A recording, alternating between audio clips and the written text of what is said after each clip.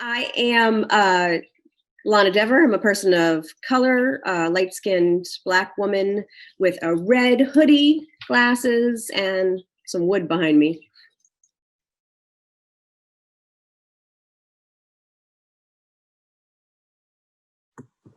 I'll go.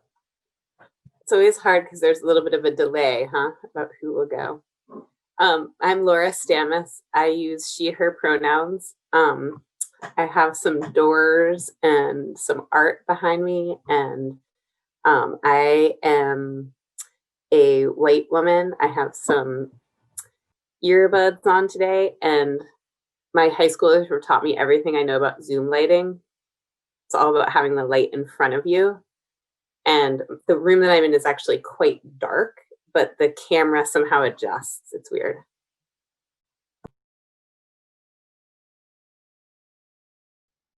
I'm Kelsey. I'm a pale white lady with glasses this evening. I have been sitting in front of this computer for, I don't know, close to far, far, far too long. So anyway, I'm here and feeling a little cross-eyed, dry-eyed.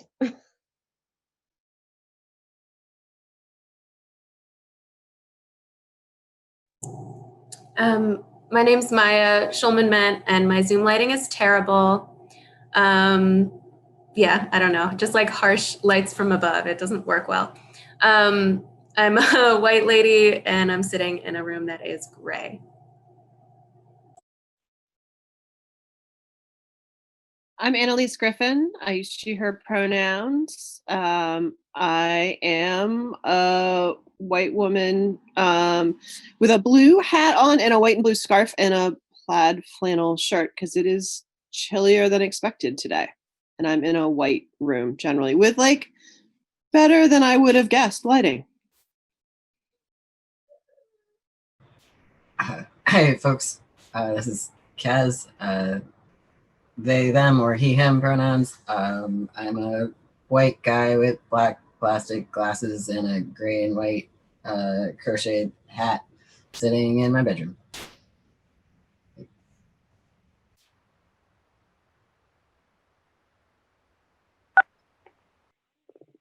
Hey everyone, this is Drift. I use Faye, Fayer pronouns. And my picture, I am white and I've got a kitten on my shoulder.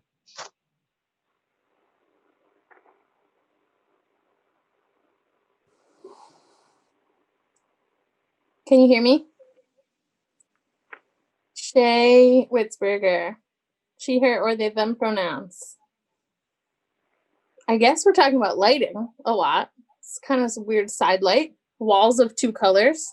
White face, beautiful double chin, double long brown braids, polka dot sweater. Ready to go.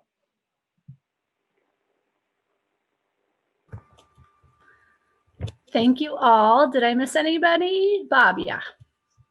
Bob Ozer, and for some reason, well, he, him pronouns, for some reason the lighting works. Not sure why.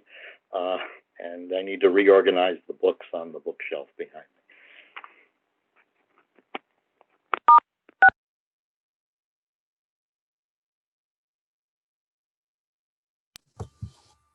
Alrighty, I think that's everyone from the committee. Great, thank you all. All right, and let's just take a moment to ground. So you're welcome to keep your camera on or turn it off, committee members, your choice.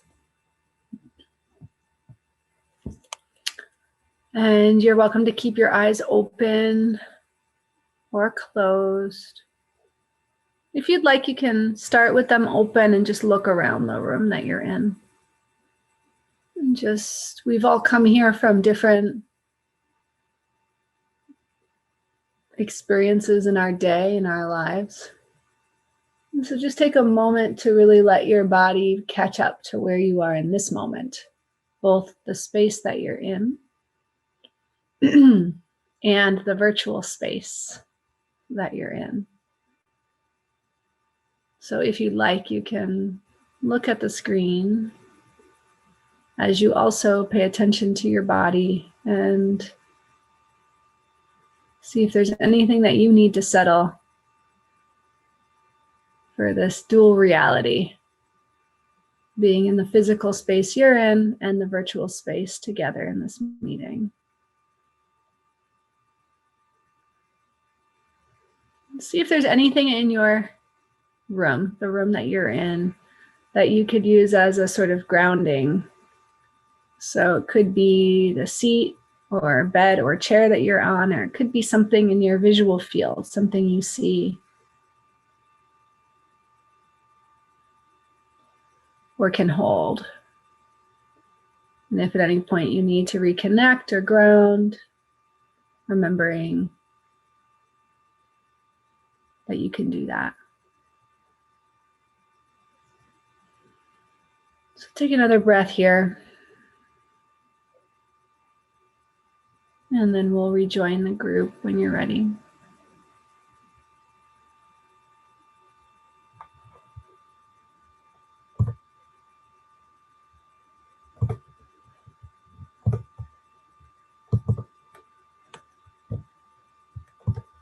And as we come back, I have shared my screen. And before we read our agreements, I just want to say thank you to our interpreters, Janet and Christine, who have been with us throughout this whole process. Thank you so much for being here tonight and at every meeting, pretty much. Okay, so who would like to, again, for the last time in this work, to read us some of these agreements here? I am happy to start. Thank you. Oh, you're welcome. In the process of doing work within the Community Safety Review Committee, we will aim to be curious, acknowledge that we come from different places and different life experiences, center anti-racism as foundational in this process, center anti-oppression, including work to avoid and end sexism, racism, transphobia, and homophobia, ableism, saneism, and all forms of oppression. Sanist oppression can look like pathologizing language, outing people's psychiatric labels, or engaging with people discriminatorily due to their psychiatric labeling or disability. Be kind whenever possible and use respectful language always. Thank you, Lana. Anyone feel up for reading the next batch?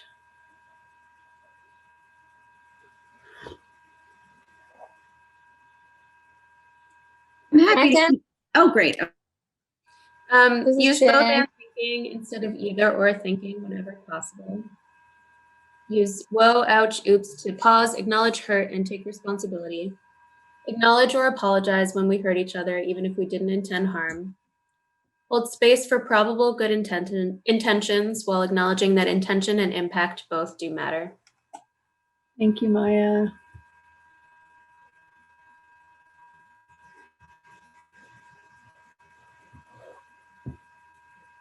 Anyone ready to read this batch?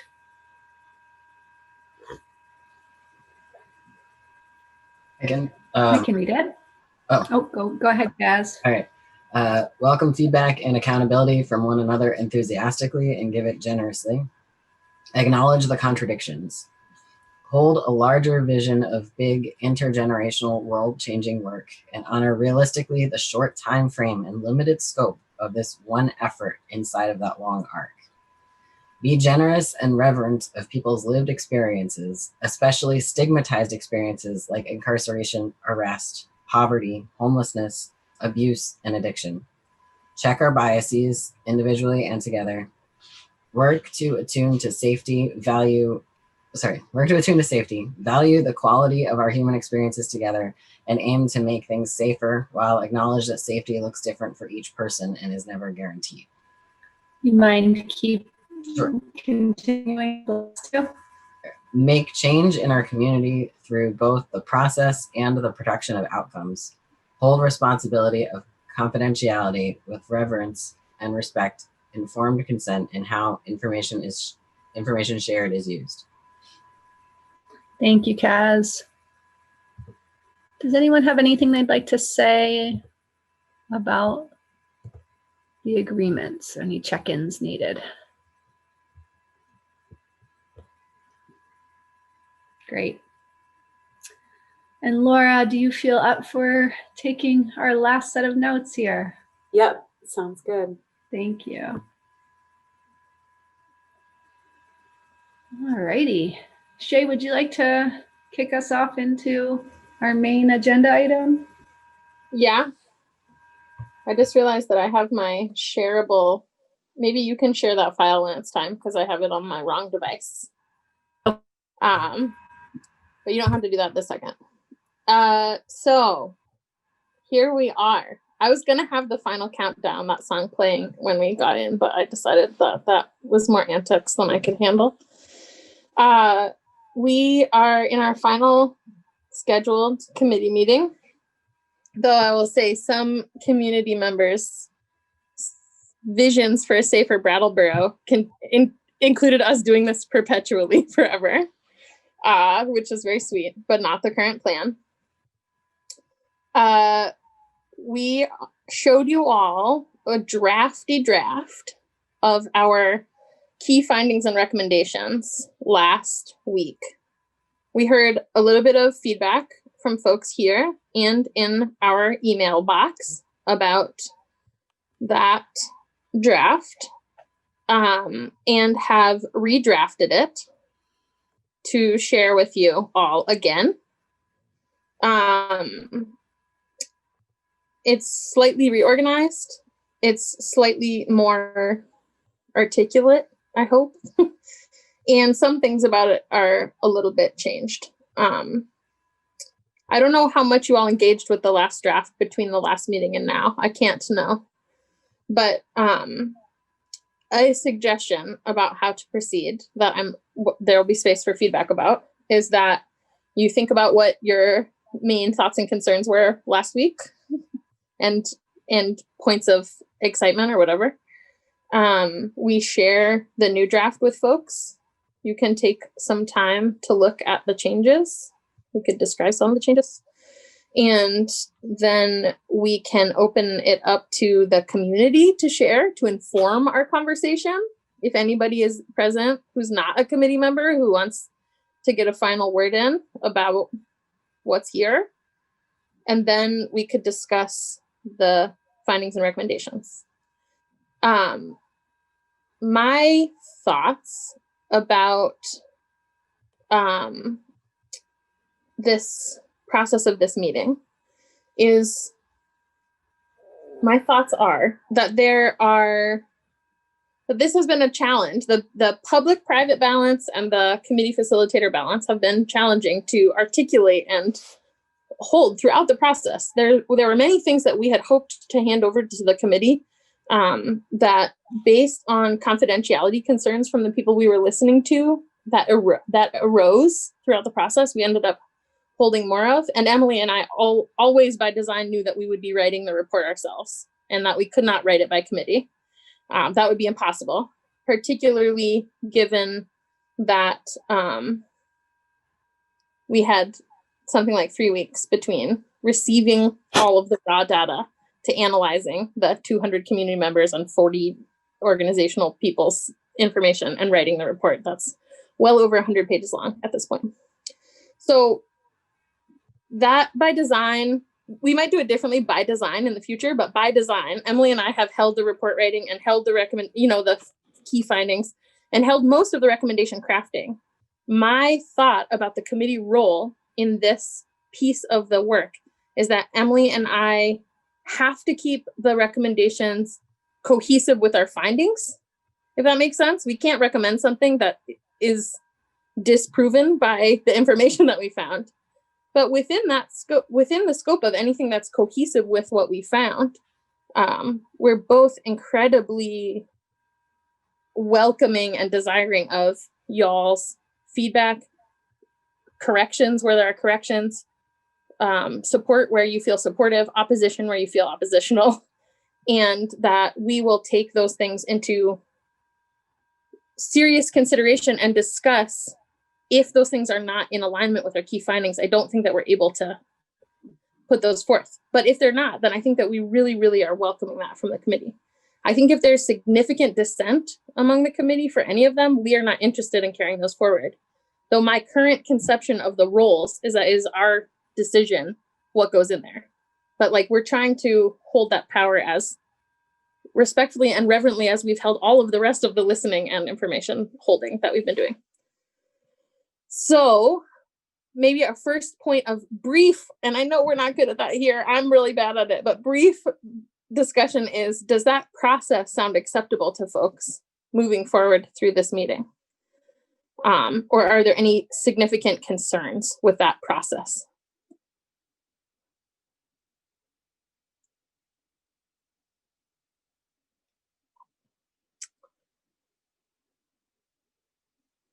I hear no significant dissent, although I will take it if there is any, really respectfully. Okay. I'm acknowledging too in the chat that Maya is saying a description of changes would be super helpful, and Kelsey is agreeing, saying she spent some time with the draft and would be helpful to focus on changes. I do have the two documents next to each other, and I can do my best to walk through the changes as we once we share the document. There's a lot of small changes, like we've been just like workshopping the writing quite a bit, you know what I mean? There are very few I think substantive changes of like recommendations. A lot of things are worded differently based on feedback we got here and feedback we got from committee members in our email. But there's not a lot of that. There's some reorganization, which will be challenging for Emily to walk you through, but she probably will do it anyway because she's amazing.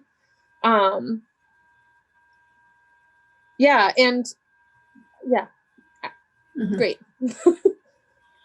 There are a couple, I would say one particular area where we elaborated and shifted around a recommendation that I'm sure we'll want to talk more about. Yeah. And Maya saying this description is good.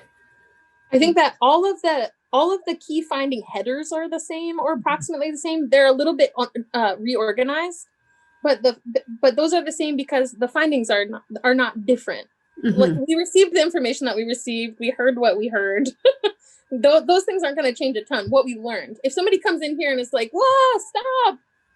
Halt the wedding! You didn't hear the most important piece of information," we're gonna like listen to that. But other than that, we've heard what we've heard. The recommendations in alignment with that are what I think there's the most space for you all to give us feedback about. You all have given us a lot of great feedback about more to listen to, like, did you see this? Did you see this? And we don't actually have time to do any more of that. There's not a ton of additional, like, just projects in the world that we can add in right now in this meeting. But all right, so Emily, do you want to like talk through a couple of show the document, talk through a couple of the changes, give folks a little bit of time to look at that, and then open it up to community public comment and convo? Yes, so I am going to put in the chat link right now, the draft of the key findings and recommendations. This is today's draft, which is different in some ways, as we just discussed, from the draft from last week. This will be available for viewing by everybody. So committee members and members of the public are welcome to open the document and view it. It's a Google Doc. Kelsey. Really fast question. Because I already brought my perspective up on this last week, so I don't feel the need to waste our time on it. But I know that your findings will be that support the recommendation will be in the full report that's submitted to the town and the select board. And so I just want to clarify that within that, in the full report, you'll elaborate upon how you've come to the finding that the Brattleboro PD would not be receptive to the idea of expanding training. That will be in the report. That is the yes, and that is yes to some degree, I think, in response to what you're asking. And also that's the area of recommendation we changed the most substantially. Okay. I will table my thoughts. So let's talk more about that. Okay. Yeah, there's more to say about that. As a more general note about that alludes to, like, that's one issue, but like the larger process piece is that there are several levels of what's present in the report. One is like numerical data 2 is listening, which has to stay de-identified. So it's going to be presented in a slightly more vague way than is really helpful to a lot of people. I can't say this person at this key organization said this thing about this thing, but I can say there's a perception among some professionals that this thing about this thing. It's not my ability to go beyond that. That's just a limitation of anonymous listening. So there's some of that that's going to be present in many of the recommendations that's going to say the listening data suggests, and what we can share is going to be shared, including direct quotes that are de-identified, or just like some people shared some things, and we're going to try to be as precise as we can. And then there's also our assessment. There's a little bit of analysis in there. Of course, we were hired to do some analysis. So like if we heard that 5 key organizations love something, then our assessment is going to, and we see the numbers that show a measure of effectiveness, then our assessment is going to be that thing is really strong and should be continue or be better funded, right? And so some of those things are going to be very clear in the report about numbers, and some of them are going to be from listening that can't be as specific, and some of them are going to be, the assessment is going to be based on all those things. So that's not just to say about that. That's just for everything. That's the truth, that like we can't share everything about, especially the organizational pieces, but we can share what we can. And some of that's in here, and you'll see, and then you can share more feedback after you read it. Mm-hmm. Mm-hmm. Is that enough for you right now, Kelsey? We can come back to this. Yeah, topic. I was just quickly typing in the chat. Thank you so much for a little more understanding of what will be in there. And I bet you two are feeling the same fatigue from staring at a document for a really long time. So thank you. I told Emily today that it feels a little bit like getting lost in the woods, because we've actually been over the same material so many times that I can't remember exactly where each thing is, because it's the woods are 100 pages long. So yeah, it's a lot to manage. And we'll bring it down, but for now, that's where it's at. And it's important to know, as Shay just did, that even with the loftiness of this particular report, which makes sense because we did a lot of work, there's a lot that we're not able to actually put in the report. And that is, I know we've said it many times, but it's worth repeating many times, because that is one layer of analysis that had to occur, is what and how do we represent in the report that maintains the level of anonymity that we promised and feel committed to, and also articulates how we got to our findings, right? And there's a natural gap in some areas around that, because there's only one organization in town doing X thing. There's only one organization in town doing Y thing. There's only one, in this size community, a lot is identifiable, right? So we are doing our best to back up and communicate the findings with our assessment, as well as the content, while also holding, which is hard for both of us to hold as well, that there's a lot that's informing our assessment that we can't put in detailed, but we can explain that's what We've it is that's not. Methodology and the limits in the report, and all the things I just shared with you are well covered. So let's dig in. Yeah, great. So I just posted the Google Doc link in the chat for folks. Anyone who's here is welcome to open it. It will also become a public document, although it's still a draft to note. If anybody needs this document in a different format, I can send a PDF to your email. You can either private chat me or put it in the chat. Let me know what you need if you can't get to a Google Doc for some reason. I think we'll take, it sounds like, do we want to take 10 minutes for you to review it yourself, or do we want me to walk you through the changes? Do folks have a strong opinion about that? I suppose you walking us through the changes might be helpful. I don't know. That's just my vote. Others? I would agree with that. It would be more efficient. Okay, I will try. So y'all are all looking at the draft 12/28/20 version, right? I just want to make sure I sent you the right link. Okay, because I have both up. Great. Okay, so as Shay said, our headers have all stayed the same. The categories of finding, which correlate with the categories of recommendation, are the bold and italicized headers. So acknowledge and reckon with harm caused is the same. We did make a change here, just a reordering change. In the last document, there was another finding first, but we've reordered. So the racial bias and profiling are active and current problems in the community, including Brattleboro Police Department's response to community safety is now first. Everything in there is the same. There's a little bit more information about some respondents from the BIPOC community named a desire for police training about racial bias, but a stronger theme was desire for reduced policing in their communities, more support for investing in meeting people's needs and BIPOC-led efforts, and a smaller investment in policing and the prison industrial complex they function inside of. So that's a little bit of new information, summarized information. Okay.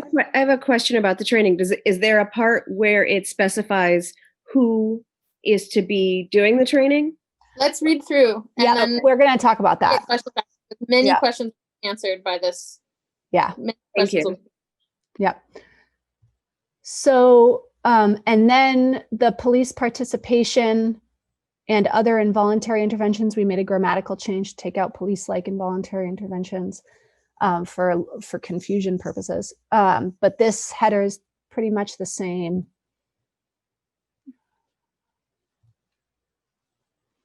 And I'm just double checking here. There are lots of small grammatical. Yeah. There are lots of small changes, but there's nothing structurally different or even substantially content different in this section.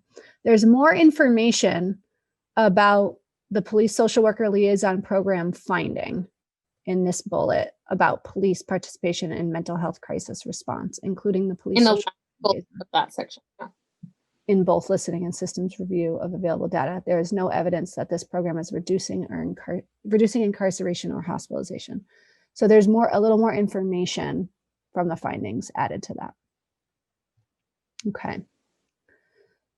The Department of Children and Families response is slightly grammatically changed, but otherwise the findings remain the same for the most part. One change that we made about some of these findings due to committee member feedback in the email, I want to say, is that a challenge of the listening information is that I was not present in every listening session and therefore do not have 100% accurate data on each identity that each member of those listening sessions holds. Does that make sense? So like if there's a listening session about DCF, I don't necessarily know if the multitude of identities that each person holds, which makes quantifying that data ineffective and not helpful to me. If I can't say that it's pretty sure that X percentage of Black respondents said blah, blah, blah, then like that's not actually that helpful to share and opens it up to a quantifiable criticism. That is not the point. It's qualitative information. So some of the changes that are happening, I just want you to know, are taking out the information that I feel is true, but it is more quantifiable, like, the deep majority of X, Y, and Z, and more representing what is qualitatively true, which is the strongest themes are this, right? Just so you know that that's a change throughout the key findings and recommendations that better reflects the qualitative nature of the review. Also in our public listening forums, I didn't ask each person for all of their identifiers. I don't know how many of those people were queer or trans or any identifier, right? So, yeah. I want to add that throughout this process, Shay and I have spoke at length several times about the limits of, we have a part of the process that's really focused on quantitative data, the Brattleboro Police Review data piece, and then we have this listening piece of work that's very much focused on the qualitative, the experiences, right? We've talked a lot about the potential benefits and risks of trying to quantify, like give hard numbers and percentages of the listening information. I actually have come to I don't think it's doable for the reasons that Shay just articulated and more. And I also think that it's it isn't the actual heart or spirit of that piece of the work, right? That piece of the work is really about listening to the experiences that people are sharing. And I think Shay has done a wonderful job of giving themes and, like, you know, content that shows up multiple times and explaining that in relationship to intersectional identities in a way that is very hard to do. And I think we can't take this step to actually quantifying in numbers and percentages because it will be inaccurate. So that's just, we've talked a lot about this, and that's the challenge. But we received some feedback in the email, so I think we should keep moving, but I just stress that feedback that thank you. Quantifying it is not going to be accurate because of the nature of the wholeness of people's identities and what people shared, and it's very complex. So let's keep moving. Okay. So in this new draft, some community members expect more of the police than is safe for others. That was the first, this is just a move. It was the first key finding in this section, but we moved it to the end. Otherwise, the content remains the same. All right, recommendations around acknowledging reckoning with harm caused. These first two bullet points I would like to talk more about today. I'd love to hear y'all's thoughts. We talked a little bit about this last week. Shay brought up this point of how prescriptive do we want to be about what considering this report and findings and recommendations looks like, and what public acknowledgement and acceptance looks like. How prescriptive do we want to be or need to be, or is that really something that the systems themselves have to reckon with and design? But those findings are the same with a little bit more information in them. Yep, no significant changes in the findings here. Okay, increase accountability. And there's I would say more than grammatical change a little bit in this header. The current mechanisms for external review, accountability, or community control of the police department are scarce, inadequate, and ineffective. That used to say there is currently no mechanism for review, accountability, or community control. So we can talk about that change that came from some feedback and further thinking about the findings themselves. The findings, though, as articulated in these bullet points, are not substantially different. There is this department's use of force policy. There's more, that bullet point was actually unfinished in the draft that we sent last week, but it's finished, or it's articulated in this draft.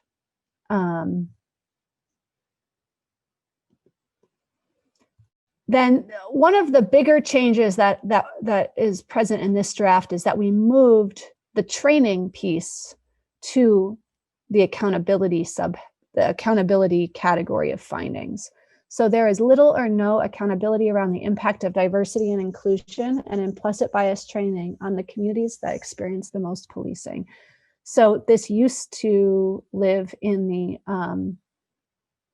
reducing police presence category.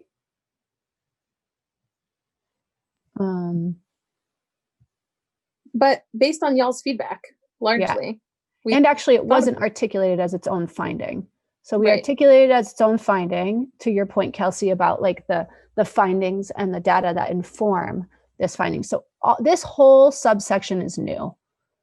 And it sort of pulls from different places, but this summarizes the training.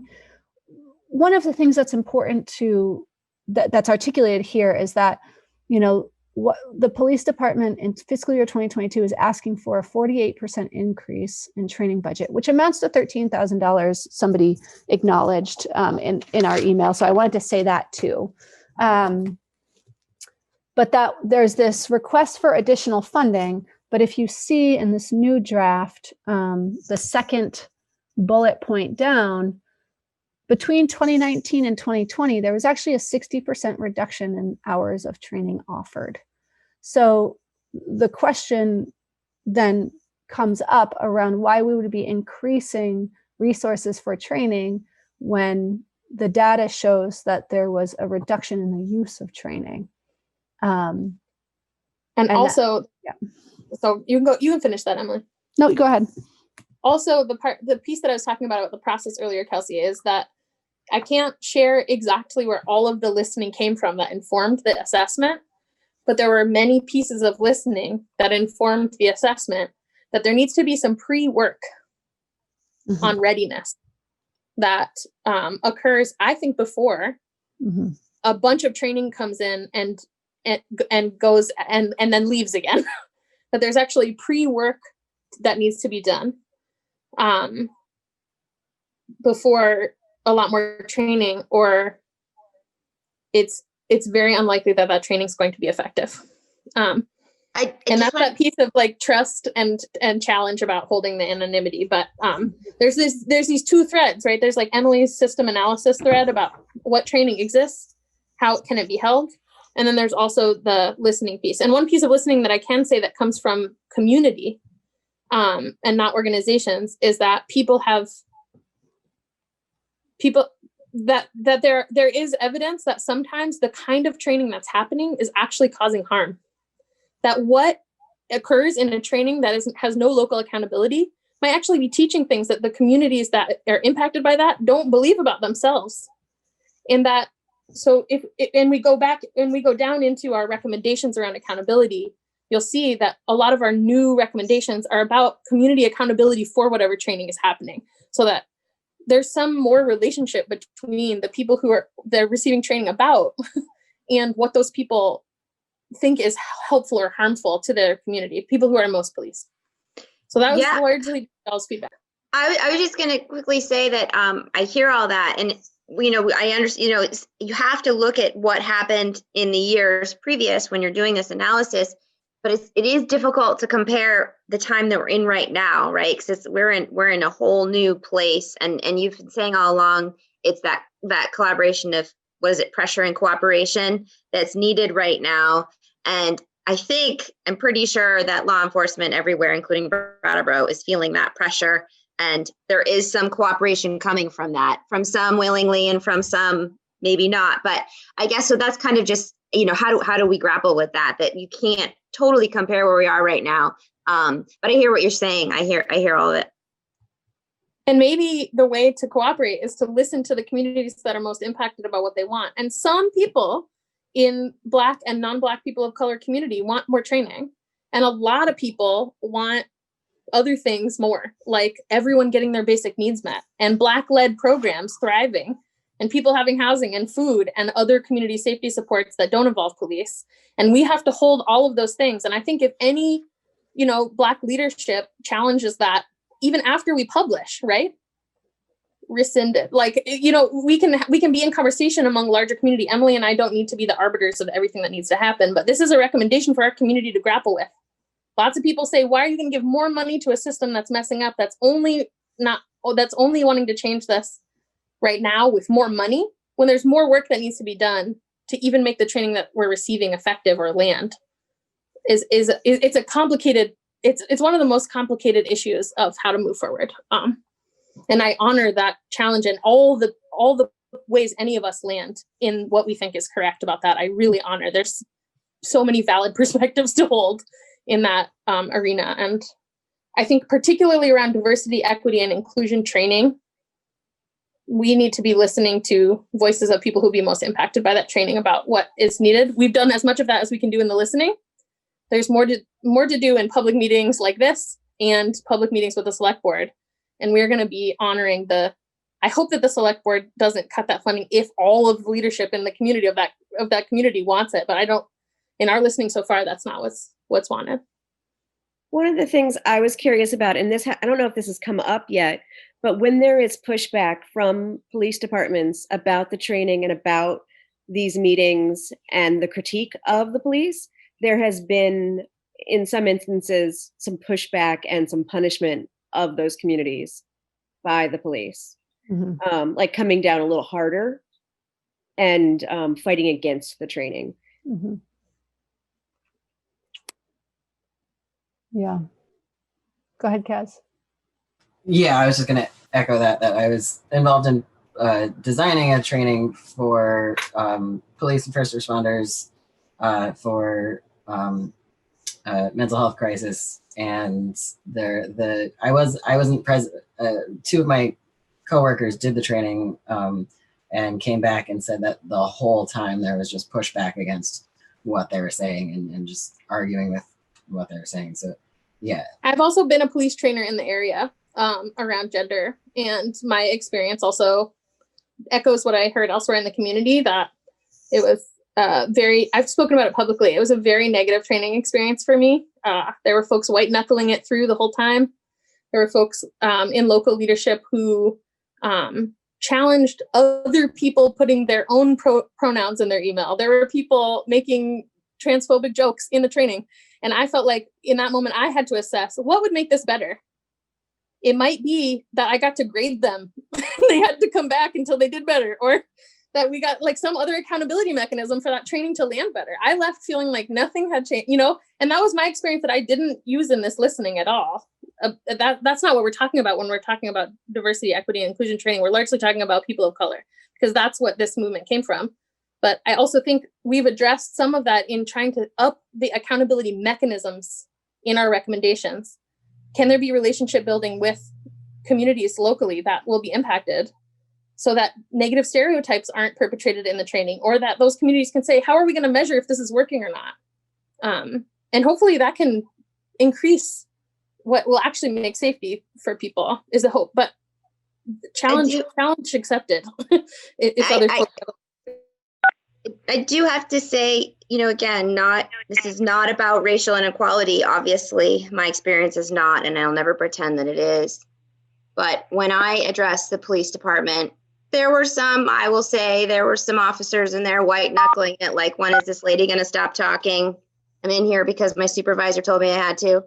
But I will tell you, I'm a survivor of domestic violence. I'm all over body language, and I saw genuine care, and in some, shaking their heads in feeling ashamed at how the ball had been dropped in my circumstance. I saw, empathy in eyes. I received genuine handshakes and applause. And I've had experiences with officers in that department since that have shown me such respect and have told me that sharing my story truly in such a raw way truly informed their work differently. So I'm not saying that my experience at all touches what the focus of what this is, but I do believe it's possible. I've seen it in that department. I'm not saying every guy in the room, but I walked away feeling heard and seen, and moving forward, I've received ongoing feedback from those officers. So I need to say that. Yeah. I wonder how much of that is the accountability relationship that has been cultivated over time between local domestic violence organizations and the police, which sit at many tables together, who inform the accountability about that training. I wonder, you know what I mean? I don't know. I can't know. We can't know that. But I wonder about that, because that is a place where there's existing relationship around accountability and training. I will say that, Kelsey, you present as an attractive, well-spoken white woman in an economic group that is palatable. So, if you were a trans, Black, disabled, it's so much harder to relate to someone when you have those biases. If you're fighting against someone's pronouns and you're fighting against their gender expression, or you look down on them because of their, that isn't the case for everyone, unfortunately. I'm going to totally validate that, because there were men in that room. I dated their friends on the football team, and others played football with my brothers. And you know what I mean? Like, there were guys in there I know. You know what I mean? Yeah, so I totally validate you 100%. Yeah, it's not hard to look at you, Kelsey, and be able to, relate to you. But there are some people that it's really difficult for officers and people who haven't been in their shoes to look at them and see their experiences and see them as human even. Yeah. I also want to thank you all so much for this discussion. I think it's so relevant. And one of the things, and I think I very much believe, what Kaz is saying, what Shay is saying, what Kelsey is saying about their experiences of talking to the Brattleboro Police Department. I think that obviously there's a diversity of experience and a diversity of a range, let's say, of receptivity. And I think there are factors related to that. One of my concerns is that is the potential for this to turn into a red herring about, and I think this is happening across the country, this is happening in our town, I've seen this happen in a lot of places, that for this to turn into a red herring about finding the right and investing in the right DEI training, finding and investing in the right implicit bias training. And now, absolutely, I think there certainly needs to be local leadership and guidance from impacted communities and people with lived experience that are informing those trainings. Like there are certainly trainings that are, as designed, likely to be more in line with what we're recommending than others. And the accountability piece lives and breathes in the culture of the police department. And we cannot I don't want to support this idea that that the responsibility lies in the right trainer or the right training, right? This piece about readiness and receptivity is about turning inward and looking in the mirror and saying, does it make sense for our community to invest money in this thing? Do we need it? Absolutely. We need racial bias and profiling to decrease in this community. That's a need. But how are we going to get there, right? And the intention of this recommendation is really asking the department to pause and reflect on what they're hearing and what they're saying, in regards to the need around these trainings, and to really explore that chasm, right? And to say, what's the readiness work? What is the prep work? As a white person who is committed to doing anti-racism work, there is a lot of prep work that I've had to do to be able to show up in some spaces where I'm being challenged and held accountable. That is not something I was trained to do. That is not something that I was encouraged to do, is to be held accountable, right?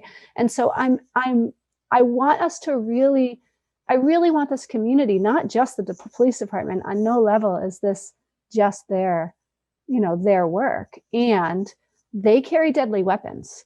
The risk is the highest within this department, right? And so what the accountability work that we're asking for, I know that this phrase of receptivity and readiness is really activating for a lot of people, but the spirit of it is really about, can we look in the mirror and say, what are we ready for? And what work that is available for us matches what we need to actually do. So that I just want to sort of bring that piece in. And I have, like, on that note, there are lots of people that are drawn to police work, and maybe might not be in our community, but drawn to it because of a position of power, because it is, because of the power that you wield and the harm that comes with that power. So that means that, police officers who aren't ready or receptive to this training should not be police officers. Mm-hmm. What I know from my work in violence response and violence prevention, and is that accountability can't really start until you acknowledge the harm also. Mm-hmm. So those things are also that to me, that makes these recommendations cohesive. And who knows if each of these will be followed, right? But like the rest of the recommendations are also cohesive with this idea that like we have to actually spend a moment out loud reckoning with the harm that has happened and will happen before we can bring in a teacher to fix it. Because if we aren't acknowledging the depth of the harm that's happening, you can't be accountable to fixing it. And so I wonder if the first step for Brattleboro is acknowledgement. It's first on our list for a reason. We all have to acknowledge that harm. And for me, I've been sitting with these stories, some of which I can't share with you because they're too identifiable, and many of which are in there in pieces, about the repeated harm that Black people and non-Black people of color especially are receiving in this community, and how people are saying, it's not working for us. We are not being treated fairly. The law is not being used equally, and nobody cares, and leadership doesn't listen. And we've shared over and over, and nobody's doing anything about it. And I don't trust these white people who want to make change about it, because nobody's doing anything about it. And I'm sitting with that piece. That's the part I've been holding. And I want to center that acknowledgement before we throw money at a problem. We got to acknowledge the problem before we throw money. That's where, for me, that's the budget freeze part. All the other parts stand whether the budget gets bigger or not. We still need local accountability. We still need way more accountability. So whether or not we, as a community, the community most impacted, the communities most impacted, the select board move forward with that, we'll see, I think. But for me, it's in line with this idea that, like, hold the horses. What is this increase solving? Can we get really articulate about that? Because we haven't gotten really articulate about a harm yet. We're like, oh, we got to up our budget. But, like, what is your responsibility that this money is going to solve? Maybe this year we spend time in that. That's the readiness work, maybe, is acknowledgement and reckoning. And there's unused resources in the current budget that did not get used this year on training that shows us that we should be able to do that work without increasing the training budget of the department. Yeah. So this has been well reworded in the draft under the recommendations for increasing accountability. The last two bullet points are, I believe, new to this section and articulate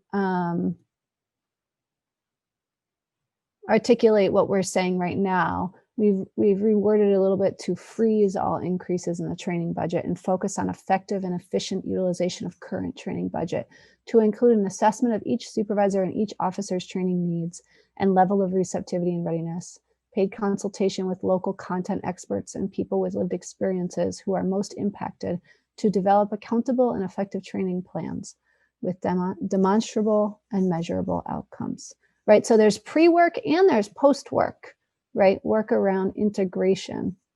It's not just a 2-hour implicit bias training or a 7-hour DEI training, but how are we demonstrating the integration and impact or outcome of that?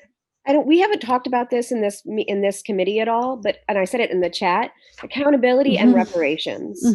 So some of that excess money, a suggestion that I would be interested in seeing is some of that excess money being actually allocated to that community so that the police are able to not just do training, but also repair the damage. Yeah. And there's a little bit of that in there in saying further down, use that money to invest in meeting people's basic needs, and the people whose basic needs are unmet are disproportionately the same people who are policed. And also to invest in alternatives, which will better serve the people who are not able to currently call for help because they're so afraid of who will answer the call, who are disproportionately impacted by policing. And I think that there's a piece, I'm trying to find it, but there's a piece that is the last recommendation in increasing accountability, which says local communities most impacted by policing should inform all training pertaining to the way systems respond to their communities. This includes Black and non-Black people of color, queer and trans people, immigrant survivors, and neurodivergent and psychiatrically labeled and disabled people. If these groups will not work with the police, determine why. Begin the long arc of reparation of these relationships, which begins with acknowledging harm, ending harm, and taking responsibility, and not meet and greets and increased casual police contact with those communities, which those people often experience as harmful. That's the place where reparation, it's not like systemic state reparation in the way that many people talk about it, which I think is slightly, it's related, but outside of the scope of this review to maybe to do full reparations as many people would like to see, but repairing the relationships, again, goes back to, for me, to that acknowledgement piece and sitting with the tensions and moving from a place of repairing. There's also one more place. There's one more place where it's linked and maybe not clearly enough, Lana, but in the section on building up alternatives in the recommendations, there is a recommendation specifically around, of course, I just want to say that, people of color and marginalized communities were just really sick of Yeah. hearing people apologize with nothing behind that apology. Totally. And where money just keeps going back into the systems that are harmful. Mm-hmm. And Absolutely. I, for one, am tired of it. So, Yeah, thank you for naming that. Under recommendations for meeting people's basic needs and building up alternatives, there's a recommendation on investing resources in new and existing programs that respondents identified as most helpful, such as mutual aid support networks, BIPOC-run programs, local organizations that provide voluntary support, and places for belonging and connection decoupled from the police. I think there is a clear link in terms of divesting and investing. That and this came up in somebody, a committee member's feedback in email in terms of like budgetarily, what does this actually look like, right? And I think we can articulate more clearly that with a freeze and increase, where we want to sort of recommend directing that money. that's Right. great. Yeah. Because honestly, words without money, without finances, don't mean anything. Right. And the visions that were shared with us were overwhelmingly from all people who responded, all communities of people who responded. Where I want a Brattleboro where everyone has what they need to thrive, where Black-led programs are doing well. Many lots of white people and racially unidentified people want the root to get more money. Lots of people want BIPOC-led programs to get more money. Lots of people want people's housing to be better supported. They want green, beautiful food for everyone. They want voluntary supports that people can access without fear of getting harmed. They want their kids to be understanding how to be safe with each other. They want more community members trained in de-escalation and responding to stuff. There's so many beautiful visions in there. I'm having trouble editing that down right now. It's just a list that's many, many, many pages long because the visions are like overwhelming to me of how much is there to resource. Yeah. That we need to resource. A big one for me is like we keep hearing people mention the root as the only space in town for people of color. The root needs to be funded. I mean, that's like one that I think needs to be like huge front and center. The root needs to have funds in order to continue to support the community. Sorry. Yeah. And many people you're not alone in feeling that way. Many people reflected that that's one of the highest strengths in our community safety is the root. Many people not only said the root's the only place I feel safe, but many other people said our community is safer because of the root and their work. And also mentioned some other places as well. But that was the strongest theme in terms of places people named as community safety strengths. And another respondent shared, and it's unhelpful maybe to pull out one at a time, but like one person shared, I was shocked at how much money we spend on policing and not on all this other stuff as a town. And that is part of the analysis of a freeze or decoupling certain tasks from the police and building up alternatives that work for the people who are not yet able to use those the existing systems. Or we run the risk of losing them because they're all running on a shoestring budget and they're going to burn out. We won't have them as a community. Yeah, and that's one of the reasons why we want to be really mindful too about not tacking or tasking those organizations with more work as a result of this review, right? And so yes, we want the police, if they're going to move forward with training, to consult and pay those they consult with who are content experts or have lived experience. And we don't know if those organizations have the capacity, right, to do that, or with it, it's within their, because I think y'all made some great points around. It's not just a benign thing if the police go to a 7-hour training and it's like not that effective. It's, at its most benign, a waste of resources, but often it's actually causes harm to the people who are training in those systems. Okay, I just want to bring us back to the document. Under meet people's basic needs and build up alternatives to policing and police-like safety responses, there's some reorganization and grammatical changes here that we apologize for how confusing it can be, but I think it's more clear actually in the end. But there's nothing new, but there is some. Although we could add in that around section BIPOC-led programs, frankly, based on honest feedback, if we want to, if people are in alignment with that. And it is something represented certainly in our listening and the theme elsewhere and in the recommendation. but like Yeah. it could also go there. Yeah, totally. Can I ask a question about this, like a theme that emerged from this section? Yep. I think it's a common perception in Brattleboro, like, where it might, maybe this is not accurate, or maybe we didn't hear this, but I'm curious what we did hear, I guess is my question, from people who are unhoused or don't have great access to housing. Because I feel like that is such a dynamic in the community that people talk about a lot, is the policing on people who do not have housing, which I know that most people have housing now because of COVID and this weird thing that exists. But I don't hear the voice of people who don't have homes that much in this report, I guess is what I'm saying. And I'm curious if that's because we didn't hear that, or because it's COVID, or if this covers it. I think we've heard some from organizations who work with people who are unhoused, right? Like Groundworks, Youth Services. I work with that community as well. Part of that challenge that's listed in the limitations discussion in the report is that many of the folks who do organizing or support with folks who are homeless named that it would probably be much more accessible to do a lot of that in person than virtually.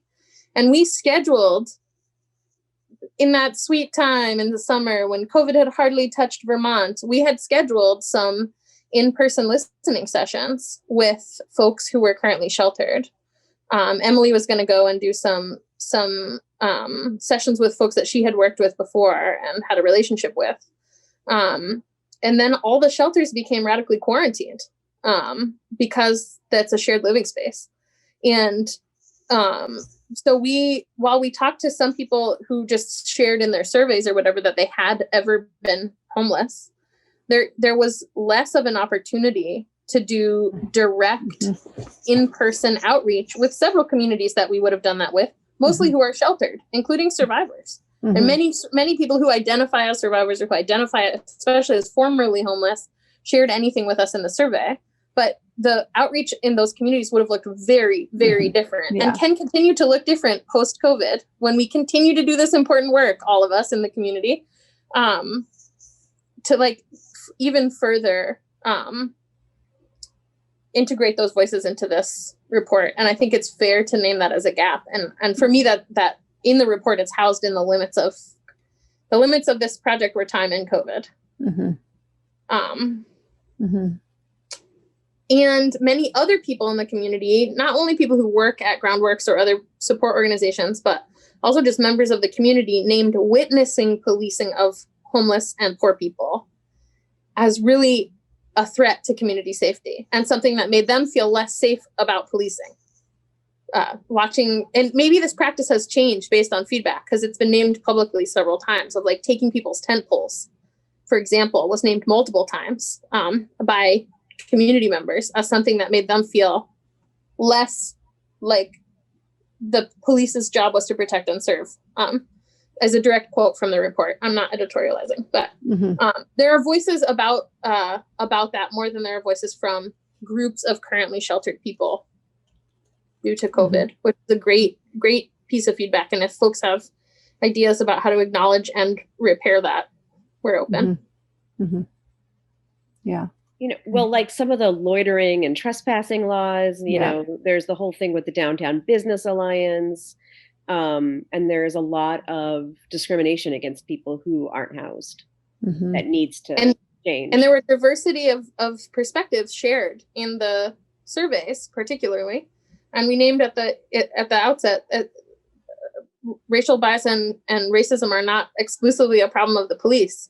And part of the challenge that the police face is that people call them for things that are impossible to do, like make it so there are no more drug users now that I ever see, or I don't want to see poverty ever.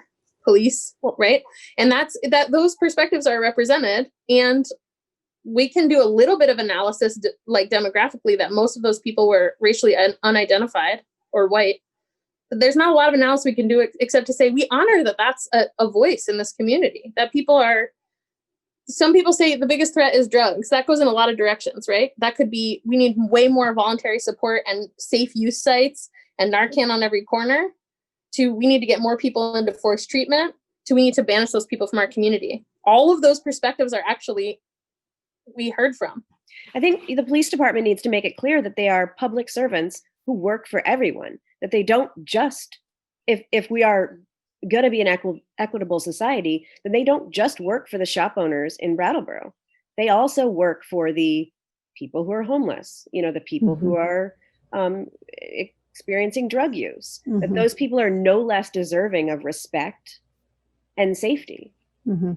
And that the police aren't here to be called so for Karens can have their own personal bodyguards.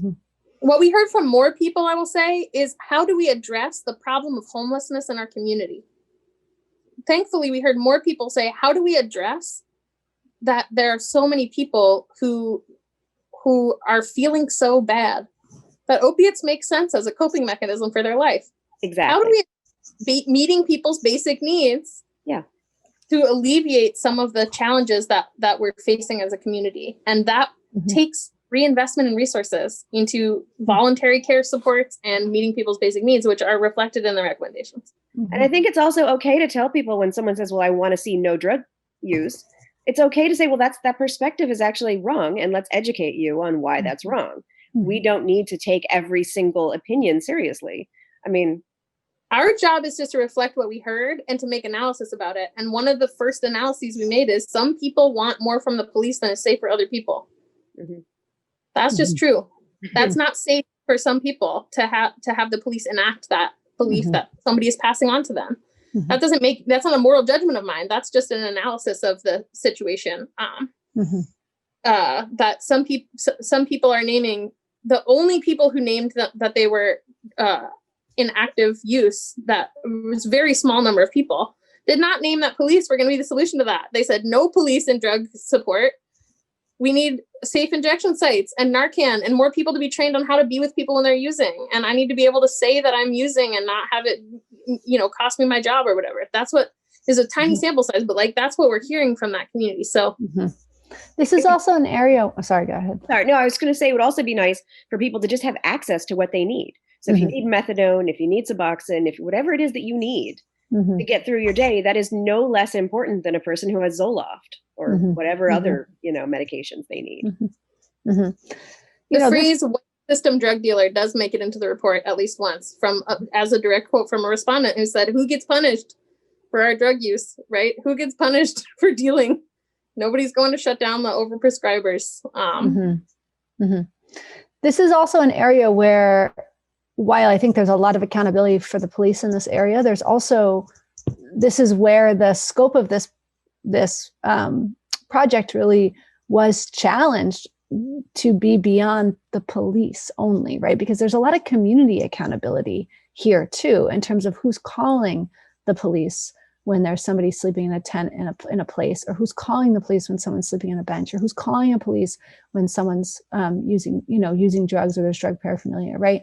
And or acting, right? Or just having non-traditional experience. Also. Right. The citizen policing culture that has grown and grown and grown. And I have personally witnessed this police department resist a lot of those requests and attempts for business owners or other citizens to get policing to do things that are undoable, right? Like make poverty invisible or go away, or make struggles with substance use invisible or go away, or make homelessness invisible or go away, right? And so that is one of our key findings, right? That people ask the police to do things that are not safe or possible even for them to be able to do. And it is a strength in Brattleboro that the police department is workable and is open to that challenge to the scope of policing in our lives. The how isn't a policing solution, right? That's the how is not a policing solution. And this goes to we have a couple things going on in the chat. So Maya's question about COSU and Project CARE. Project CARE is a collaborative project with the police and some local organizations, and the focus. Most names, right? I'm sorry? most namely Turning Point. I think it's like Turning Point, Groundworks, and Habit Opco, HCRS, and the high school, and the retreat, and the hospital are all signed on. And it's considered a community approach to recovery and engagement. And it was a project that was designed to address the community use of police to try to address opioid use. And there's very little data on it. And COSU is the Consortium on Substance Use, which is another collaboration or consortium, which has many, many, many participants and partners. And from the listening, and a lot of organizational listenings, folks who are connected to these programs, our assessment and finding is that there could be more accountability around the implementation and management of this program if it were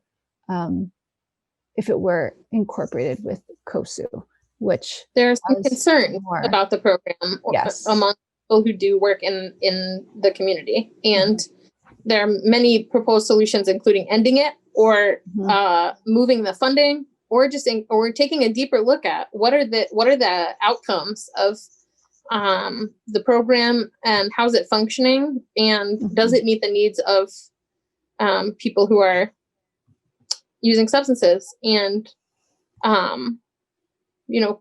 COSU is another, like Emily said, another collaborative that appears to have done a lot of this readiness work that we're talking about around slowing down and reflecting about what's worked and not worked, and taking public accountability for parts that are not working, and putting most impacted people in true supported leadership roles. And so COSU, the Consortium on Substance Use. So once and it's kind of, COSU is partly a funder. It's a space for funding to move through. That has some community process around how that funding gets moved through, so that it can make that funding process a little more collaborative and accountable. COSU might not want that. We don't know, but like it's one suggestion that has a lot more accountability mechanisms built in than what's currently happening. And what's currently happening has very little data. I think one of the only points of data is how many people go into treatment. That's not in and of itself an outcome necessarily. That's reducing the struggle that people are in. So that's it. Again, those recommendations can be challenged, especially by people who are closest to that issue. But it is a recommendation that's based on the available data that we have and the available listening that we've done. Thanks. There's some distinction happening in the chat about COSU and COSA, two acronyms in our town. COSU is the Consortium on Substance Use. COSA is the Circles of Support and Accountability, which is a program of the Community Justice Center. Both acronyms are named in the report, so this is a helpful distinction. Do we want to open to public discussion here?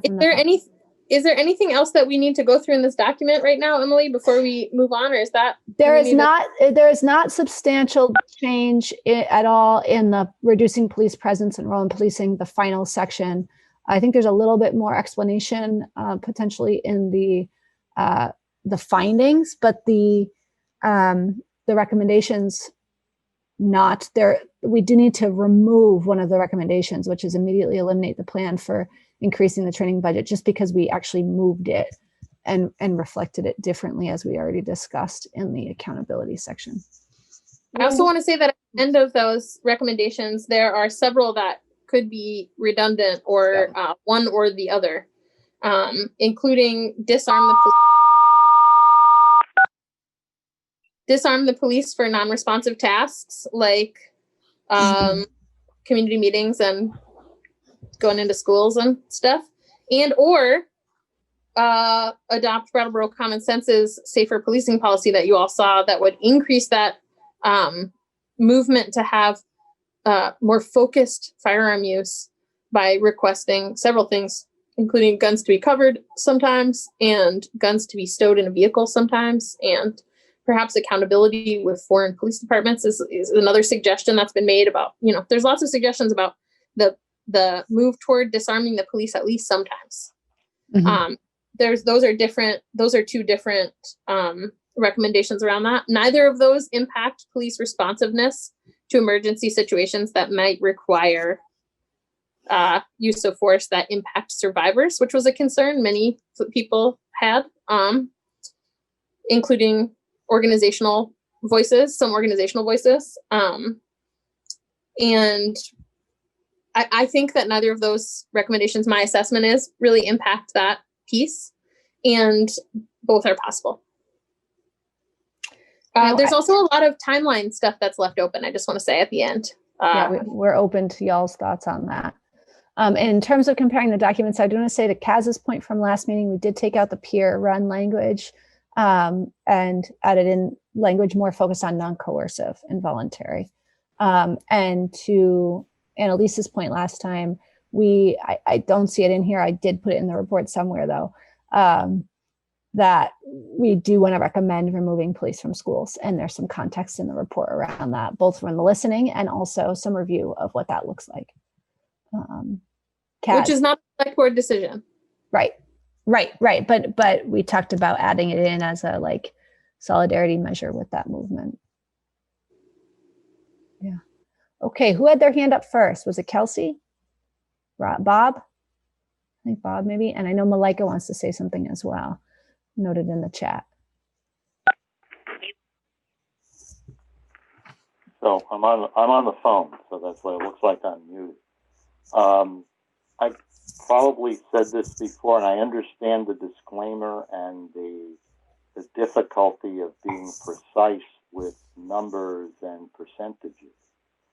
But I just want to say on the record that I think that it would be a stronger statement if, when words are used such as, and let me go back to the document a bit here.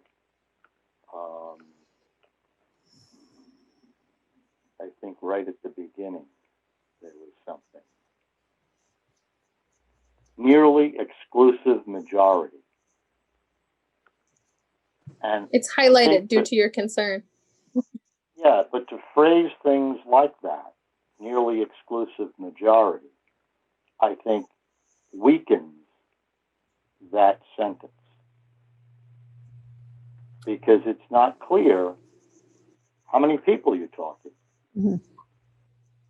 Mm-hmm. So, and it's not for comment, because I heard a lot of comment about the difficulty of trying to do that, and the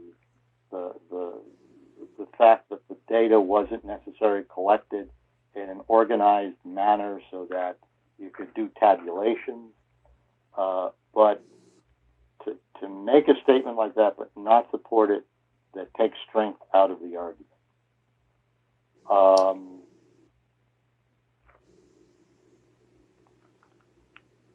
lot of other comments I had said. I think it's well supported in the listening. I hope that it's well supported in the listening. Much earlier, and she wanted to talk. So I'll yield to Malika. Thank you, Bob. Malika, would you like to share? Sure, I'll try to be quick. Just in the section, on page 8, where you're talking about training,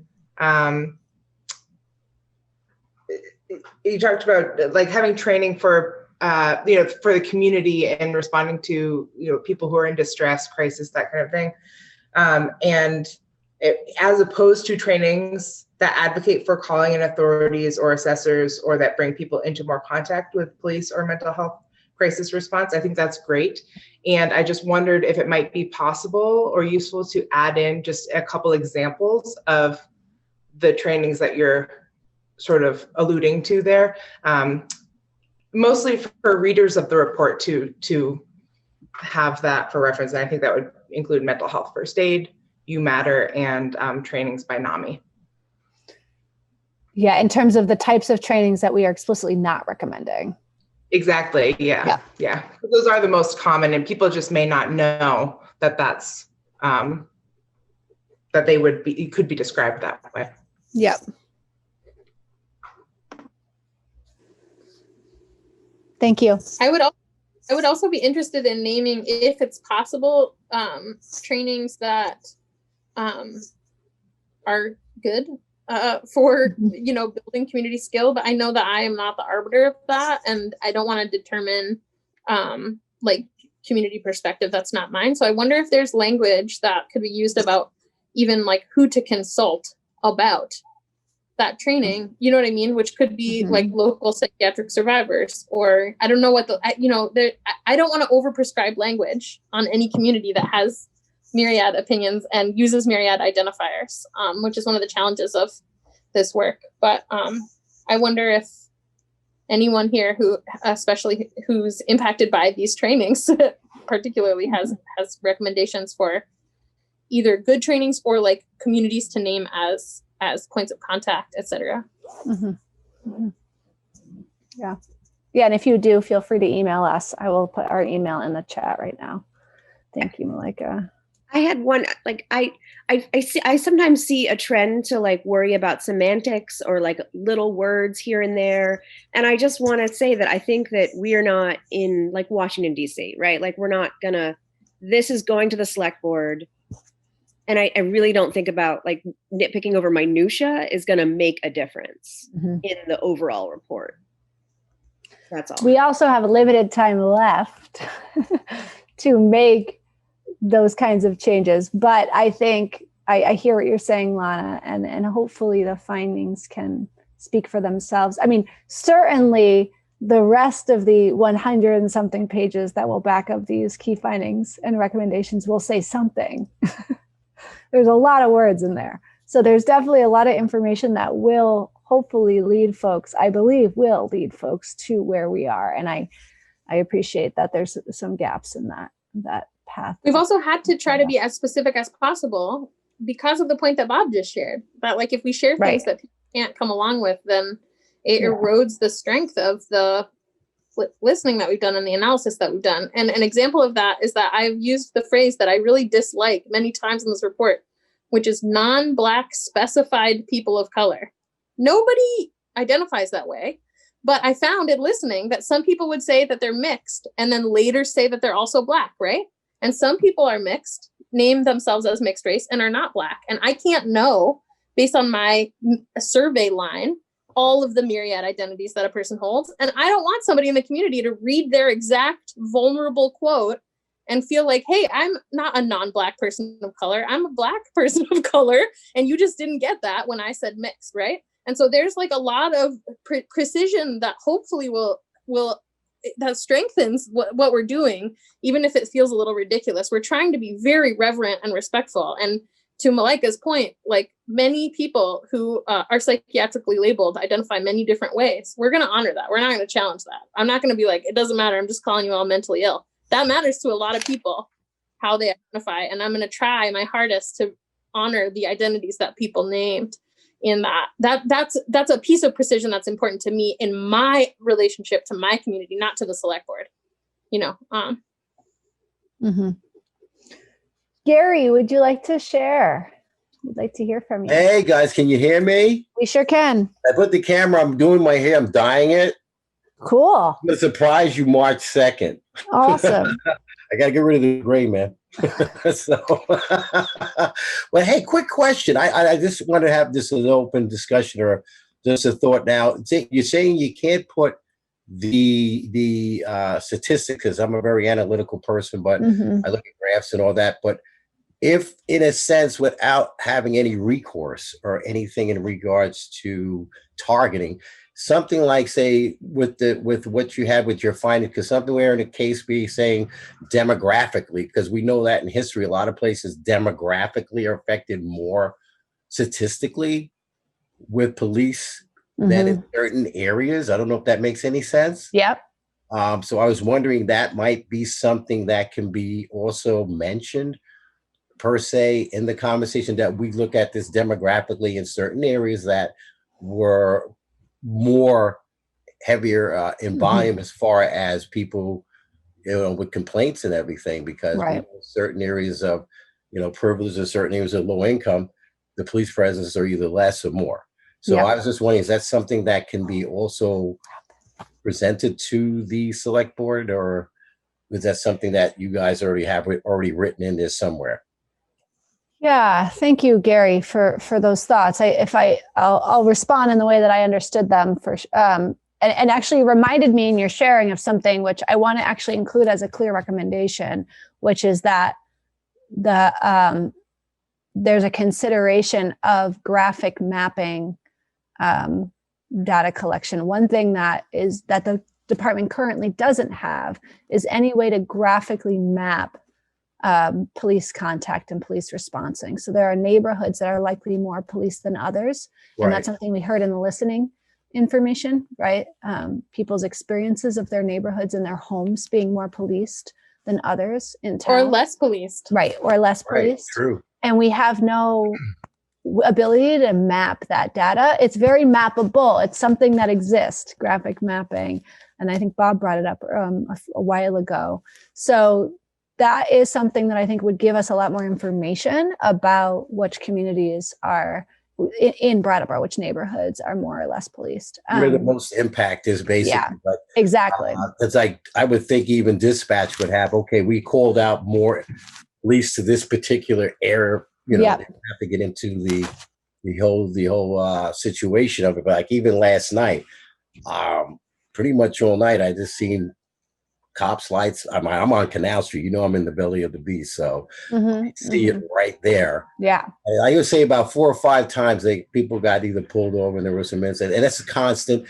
And when my daughter was trying to say, "Look at the Christmas lights, Daddy," I mean, like, this is something you see on a constant basis versus in well-privileged areas. How often would you see that? Yeah, I never see I'm in West Brattleboro, almost in Guilford, and I never see police. So my thought is that there's a more prevalence of that here on this end of town versus, and that them knowing and understanding how that could also alter and change things, also mapping out how they handle situations being called out in those areas would be taken under the situation. Because do you guys live at the time when Peter Ewell spoke about the remaining balance that was left?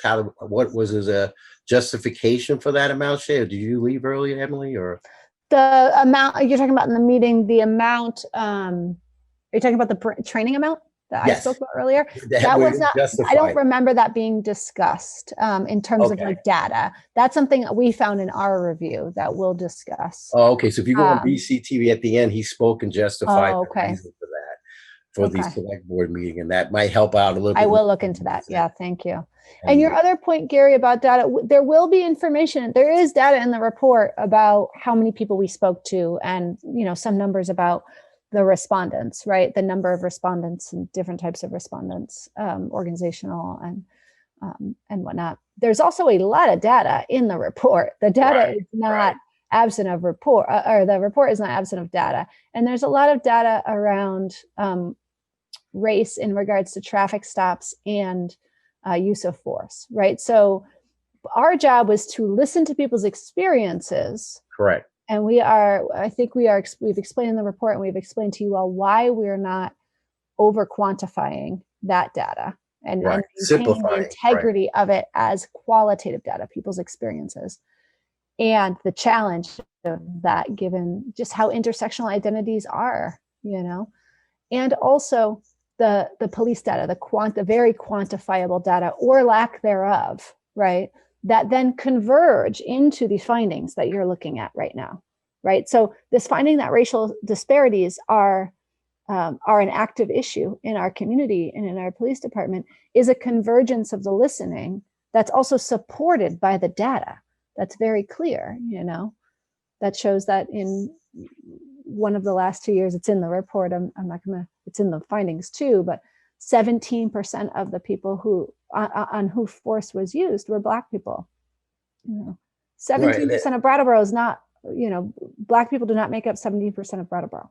Absolutely not. So that is a disparity, right? That we see through data, and it clarifies basically your findings on that as well too. And listening, yes, and listening We see these disparities through listening immensely. Canal Street makes it in. Star of the show, Canal Street. Yeah. People are like, hey, when I lived on Canal Street, let me tell you about the policing that happened there. Oh, yeah, I can tell you. You know, I got to a a better good view. first neighborhood, basically, things were really different. Oh, yeah.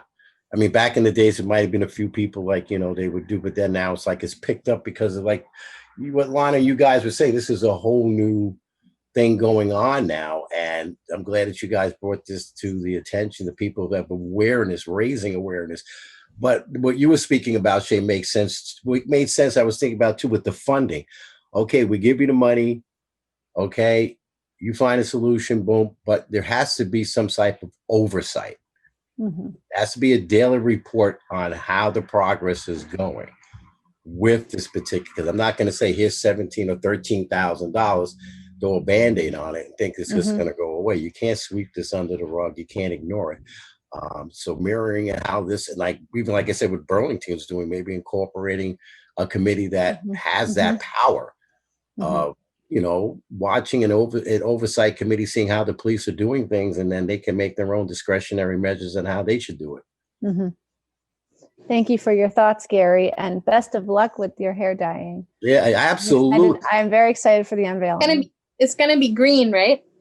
Well, I'm thinking like, you know, a nice different color for the new year. I don't know about green, but I'm glad I never heard of Kosu. I'm glad you brought that up. I would like to get more information because, like I said, when we were doing the budget report size on the 5th, if you guys want to be on the 5th, we're presenting with the human resource.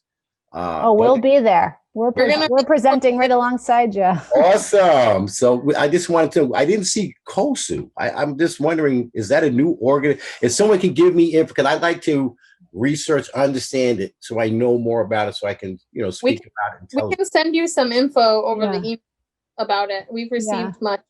Yeah, because I'm still trying to get information on Tub, so more about it. But right. There's a lot, but I appreciate that, and hopefully I'll definitely see you guys that day and on Tuesday, because we're going to be seeing each other definitely on March 2nd. Great. Best of luck. I'll be there that night for you guys. Thanks, Gary. Thank you so much. You're welcome. And Bob put in the chat, thank you, Bob, an example of Burlington Police Department's graphic representation of police contacts, their mapping. So so that's a link that will show you like what we'd be able to find out if we had a graphic mapping, you know, system. And Maya is linking a thing she found about Kosu for Gary in the chat as well, and others. Thank you, Maya. Kelsey.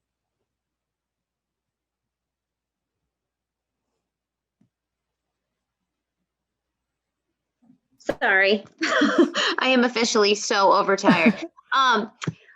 It's okay. So just a couple things I hope to get out. One, did you, it's okay if you didn't, I'm just wondering, but did you add in that there was a piece about no more paid administrative leave after excessive use of force? And I'm wondering whether it might be part of union contract, whether we can add in the also charges of domestic violence, whether there's a protection there, but wondering if you were added it in with the did add it in.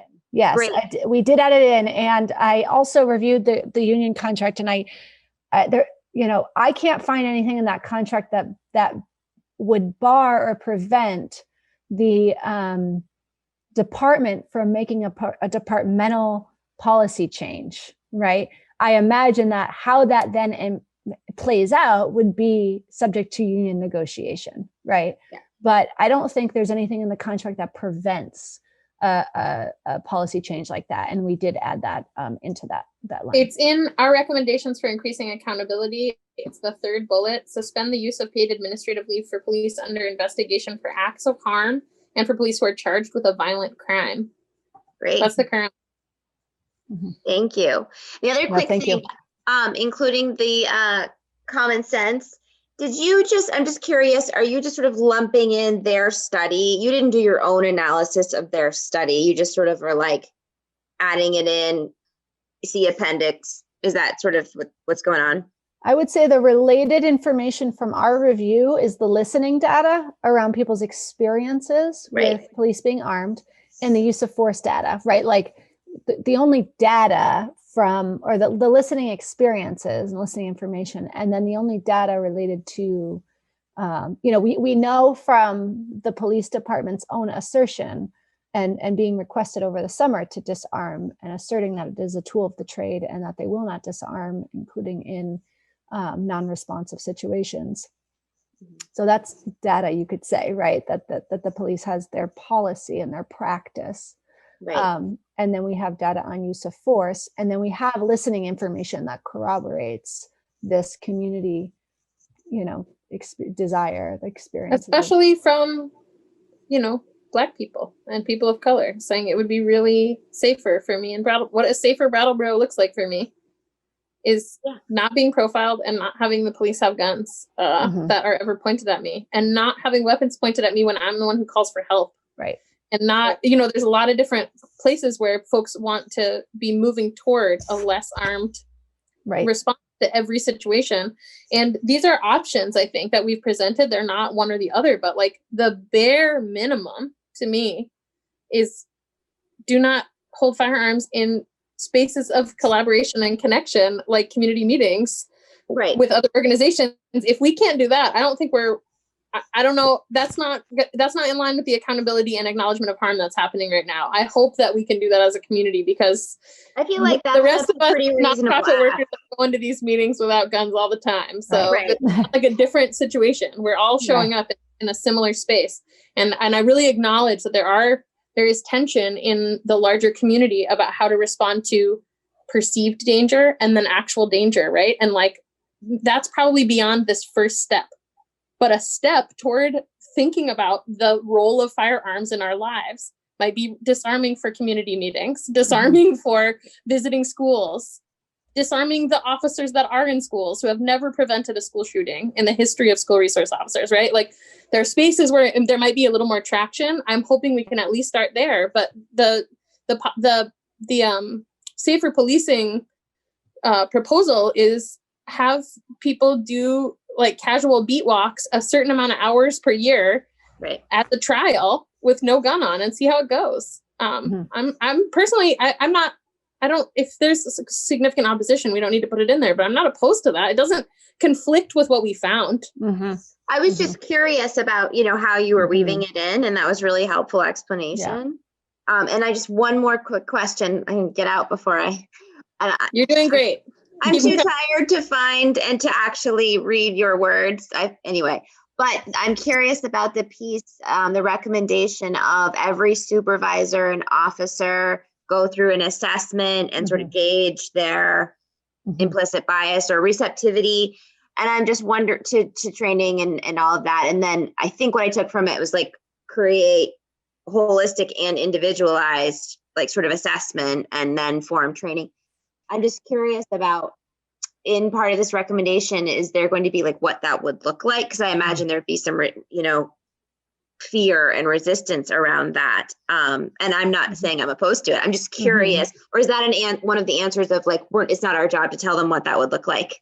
I think so. I mean, that's my like intuitive response, because I think that what we're charged with doing, right, is represented in our findings, right? And our recommendation, and I actually have this recommendation. I'm a trainer. I've done many trainings, and this is not a problem that plagues the police department uniquely, right?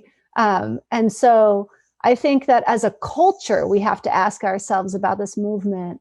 We are finding this is in the review, but there are studies that have analyzed the effectiveness of DEI and implicit bias trainings and show that there's some impact at the post survey. I think I shared this last week, but 2 hours later, any impact from implicit bias training is gone. Right. Oh, I didn't mean to make you rehash. No, I'm sorry. I'm just saying that I think culturally we need to be looking at how do we, when we think about training as a solution, like that kind of like knee-jerk reaction, right? So I think there are models out there of training programs that are more attuned to integration and like professional development strategies that are focused on the individual needs. That's a pretty common practice.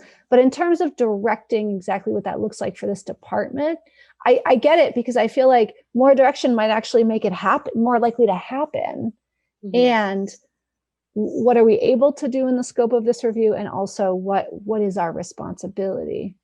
I also want to say that I think we're open to criticism. No, I think that this project is going to be open to criticism from detractors to change, no matter what we do, whether we're over prescriptive or under helpful in our suggestions for many of these things.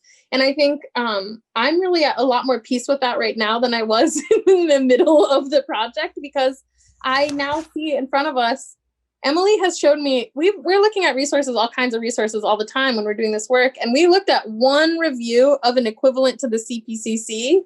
That was 100 pages, just that, which is 100 pages long from another community. Yeah. And we are not just looking at the CPCC or just the police, but actually like the entire zoom out is our job right now.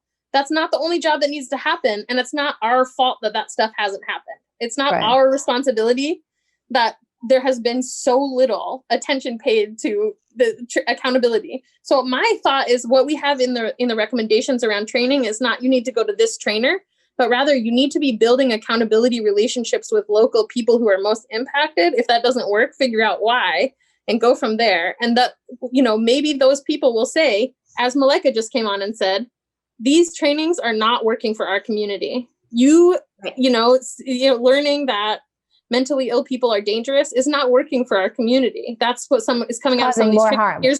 Here's what we suggest, but I don't want to suggest those things because I'm not part of certain communities, right? I just want to be really clear.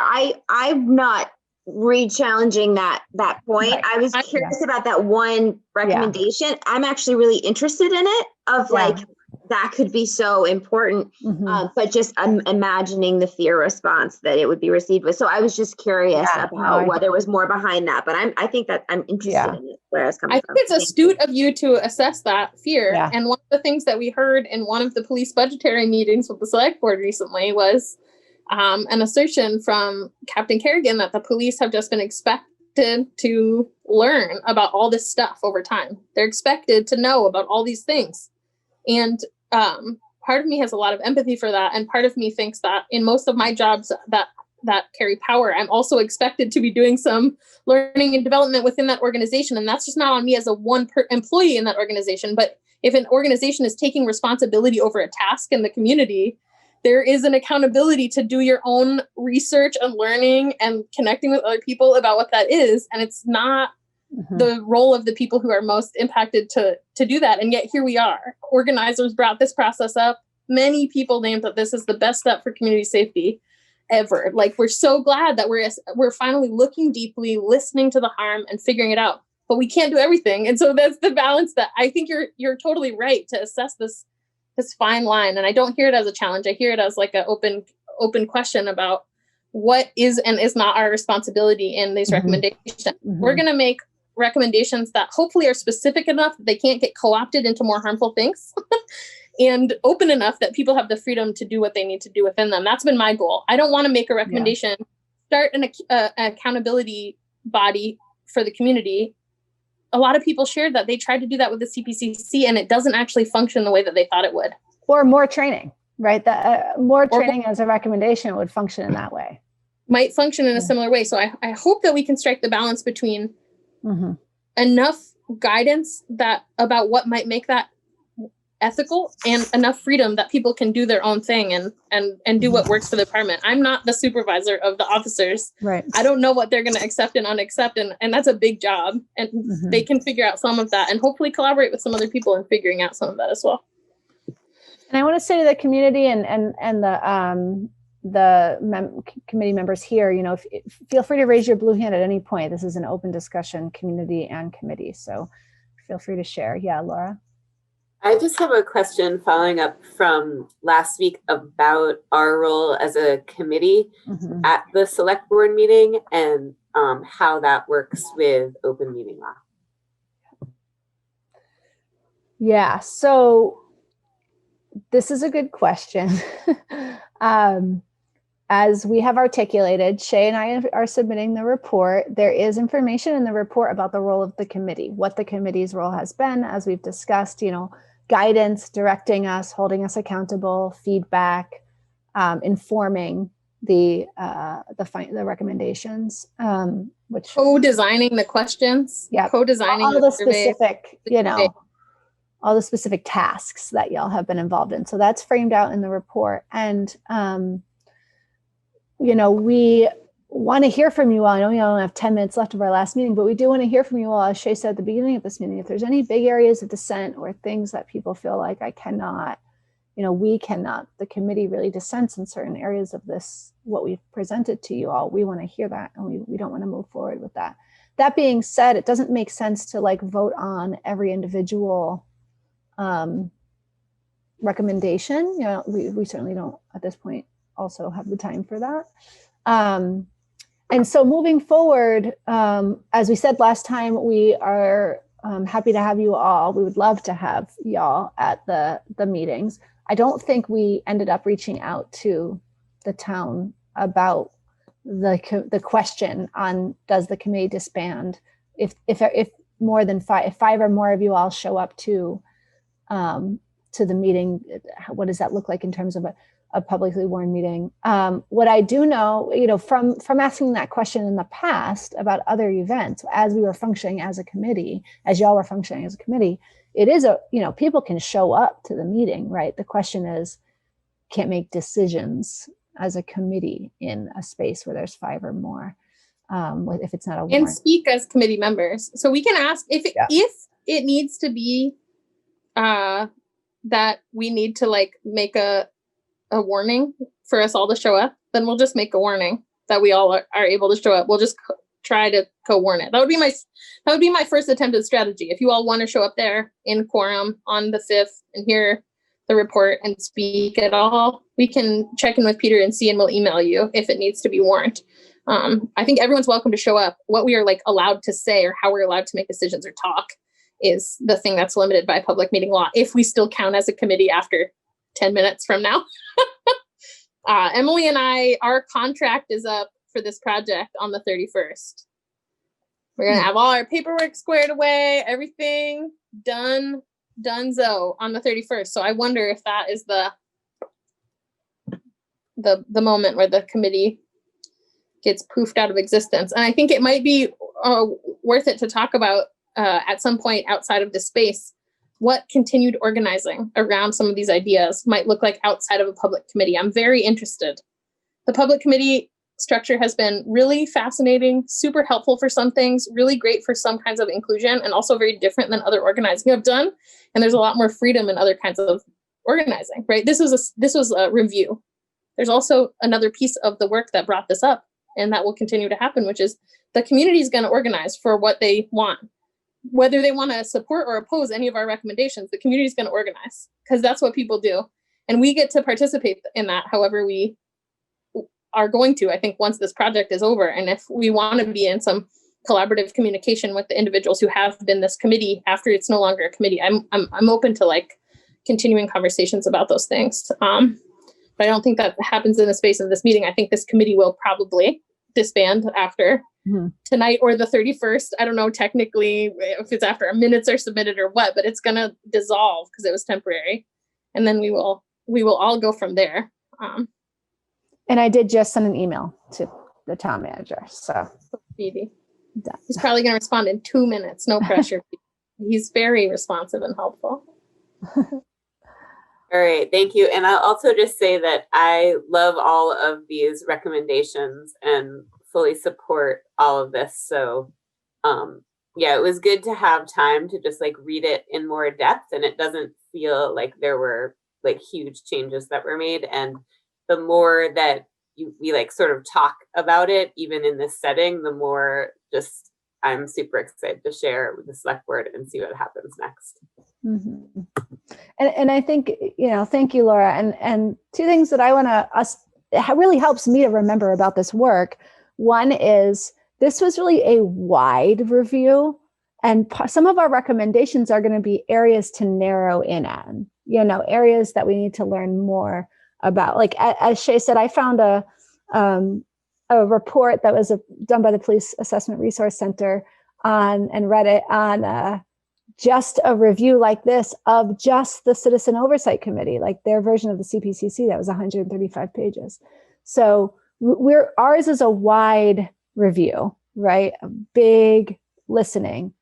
And there's going to be areas where there's going to be, to think this is the end of the work is really unfortunate, because there's so many areas of deeper consideration that we are recommending.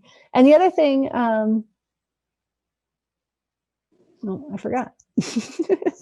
I think that in some ways, one of the things that we're assessing too is like our community's readiness, not the whole community. Like somebody, I think Franz shared in this context or another about,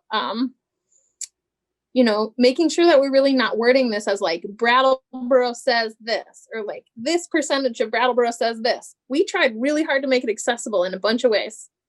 We provided accessibility supports. We warned our meetings. We put them on the thing. There's been newspaper articles, a lot of newspaper articles about these things. There's a lot of different ways that we've been trying to like engage the community. There's a Facebook page. There's all kinds of stuff. We've been reaching out to all the organizations. We try to make it really broad, but we can't pretend that this is a randomized cross section of the community. The people who wrote to us are probably disproportionately impacted by these systems, and that's totally okay. And what we designed to say, we centered trying to reach out to the people we thought might be most impacted by these systems to see if that was true. According to our listening, those people are at least impacted. We maybe can't determine the percentage of voters that would go one way or the other. That's not our job. Our job was to say, what harms are happening? What strengths exist? What do the people who have experienced harm want out of a safer community? And we got so much of that. And I framed the listening information as stars and constellations. It's a little hippie, but go with me on this for a second. That each experience that's shared with us is like a star. It shines. It is true. It is itself. It is there. If one star shines and says, this harm is happening here, it's worth listening to that. I don't want to quantify that away by saying there's not very many people who experience this kind of harm. And also, when we zoom out, the constellations between the stars draw the pattern.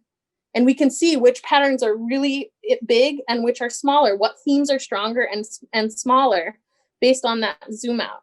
And the pictures that are drawn by that zooming out are that there are communities that are experiencing significant harm in these systems, that there is readiness from some of these systems to change and less readiness than in others, that there are many ways that the community sees to move forward to a world where we care about each other better and harm each other less, and that is a widely shared belief among people who are impacted by these systems, is that a better world is possible and we're building it. This is a first listening in some ways for this town. This is a first attempt at reckoning with some of this harm. And there needs to be plenty of more work to do. And some of the questions that you have brought up, I hope don't turn into dead ends, but further questions. So how do we figure out police readiness and what effective training looks like? Who would need to be included for that to be an ethical conversation? How would we center the right people in that conversation?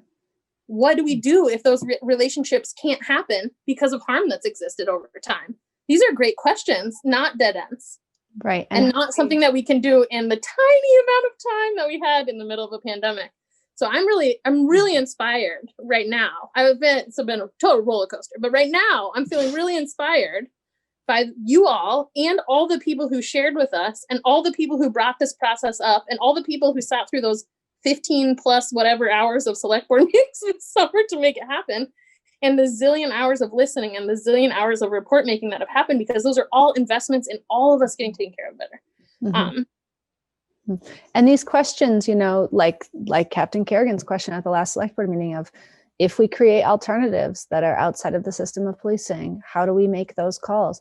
We have to make sure that these questions don't become reasons to argue out of the findings, right? But that they become gateways towards more solution building and generation and more listening and more connecting, right?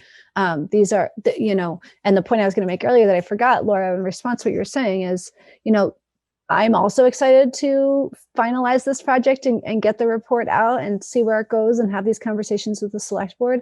But I also don't think the select board is the only place that this seed is getting planted. And it's certainly not going to be the only system where I think this report is relevant and the information in it is relevant. So I'm excited to see what it seeds, you know, and there's so much that's already seeded in our community. You know, so how can we uplift and center that which is already seeded and hold accountable those systems, you know, with the upliftment of the experiences that people are sharing with us, you know. So that's the heart of this information. And, you know, even though I'm the one that really took the lead on the data review, I really don't want that to You did. override the beating heart of this review and the methodology of it and the way it was designed is the listening to the qualitative experiences of the people who live in our community, right? The people who have experienced the most harm from the police, right? So we have to be careful that we're not using data to minimize or overstate anything, but we also don't want to go out, you know, it's a little bit of a red herring, right? As Shay said, if somebody experienced in our community harm in this way, that's worth listening to, you know. One of the themes that I loved that came up over and over again was if any member of my community is homeless and sick and uncared for and underserved and oppressed, I am less well, right? And if our whole community is well, then I am well. Mm-hmm. Like we are gonna be better the more we can make sure that each person is taken care of, that we are connected to each other's ability to live and thrive. And that and that is means that we have to listen to each person and we have to listen to the themes and the whole. Mm-hmm. And I think we did it. I think we did some version of it. Open to feedback, as we've said many times, but I think we've done some of that here. And I'm very excited to continue to edit all night and day for several more days, all of the rest of this thing, and turn it in before midnight on the 31st. Yeah. I'm going to miss you guys. Mm-hmm. Yeah, and I just want to articulate just such a big thank you to the members of this committee who signed on and who decided that during this wild time of COVID-19, you could add one more thing to your plate, that was no big deal. So thank you so much for that. And I have so deeply appreciated just the authenticity that you each have brought to the table, in the virtual table, you know, mirrored with like seeing everyone in their homes, you know, just the you-ness that you each have brought to this has been, I think, just has brought so much value to our process. And I'm super grateful for all the ways that you all showed up in our community. And when we got so much information, so many responses, so many people willing to share their story, despite very valid reasons to feel pretty hopeless about what's going to happen here. So I just feel like I'm holding a lot of that in my heart. And I'm so grateful to our community members and those most impacted who showed up and shared, you know, and to those who didn't, like, I'm grateful you took care of yourself and like didn't get yourself involved in this project that was going to open up things that are hard to hold. So thank you all. And we all now have a responsibility. I've said it before, that we belong to what we understand, right? Mm-hmm. So we all have a responsibility to make sure that whatever of this is true, whatever we believe about what we're doing, that we can push for things to get better for the people who have so vulnerably shared that they have been harmed. So thank you all. I'm imagining a twinkle light lit backyard hang sesh post-COVID with all of you. Invitation forthcoming in potentially several years.